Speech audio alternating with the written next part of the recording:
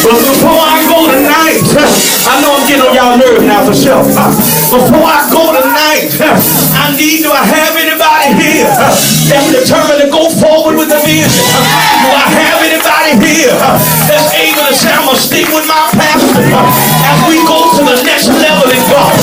Do I have anybody here that's willing to go forward with the leader? I dare you to lift your hand and say, Lord, let me see it. Lord, let me see it. Lord, let me see it. Shout yes. Shout yes. Yeah.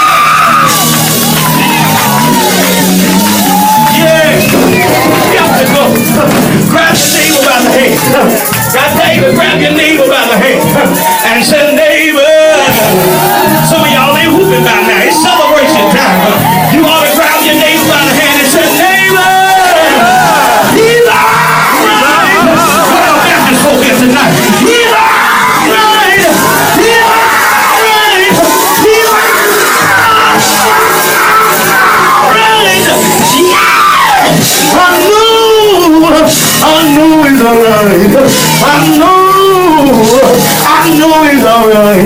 Shout yes! Shout yes! Yeah! Yeah! Yeah! You ain't through! It reminds me of when the prophet came. He went to the prophet's house. The servant said, do you see what's in front of us? There's an army that has their swords drawn, and they're coming to kill you. He's concerned about his leader, and he said they're coming to kill my pastor. I've been working with pastor for years, but I look out and I see people with knives on them. Because I'm telling you now, everybody doesn't want to see your pastor blessed. They smile in your face all the time. They want to take your place. Somebody call them backstabbers. Y'all act like y'all don't know that song. Somebody call them backstabbers. So he said to the leader, he said, I've got to tell you that these folk are coming to kill you.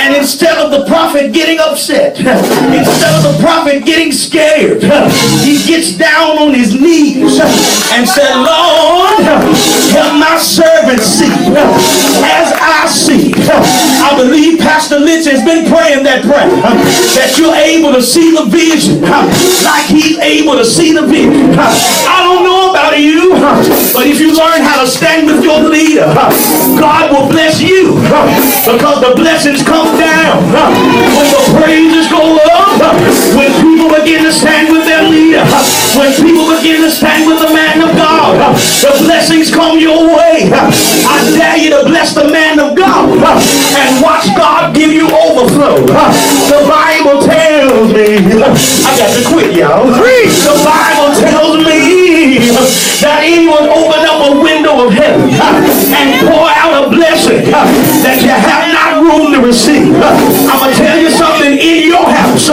there's more windows than doors. In your house, there's more windows than doors. I'm telling you now, in your car, there's more windows than doors. And see, some of y'all been looking for God to open the door. He just telling you, stay by the window. Whatever you've been going through, stay by the window.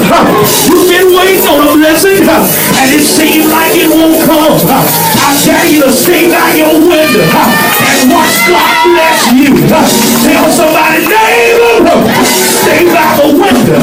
Forget about the door. The door might be closed and shut. It might be locked up from the floor to the top.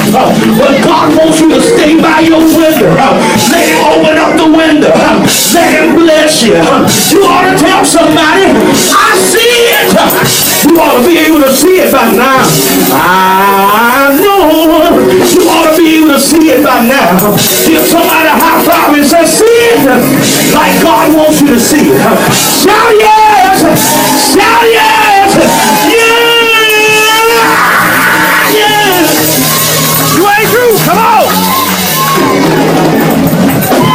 Come on, come on, come on, come on! Come on, come on, come on! Do I pray? Come on, don't do it now. Do I have anybody here willing to give God an I see it praise? You ought to be able to see your new house, see your new car, see your family saved. You ought to be able to give a praise. Come on. 1, 2, 1, 2, 3, praise.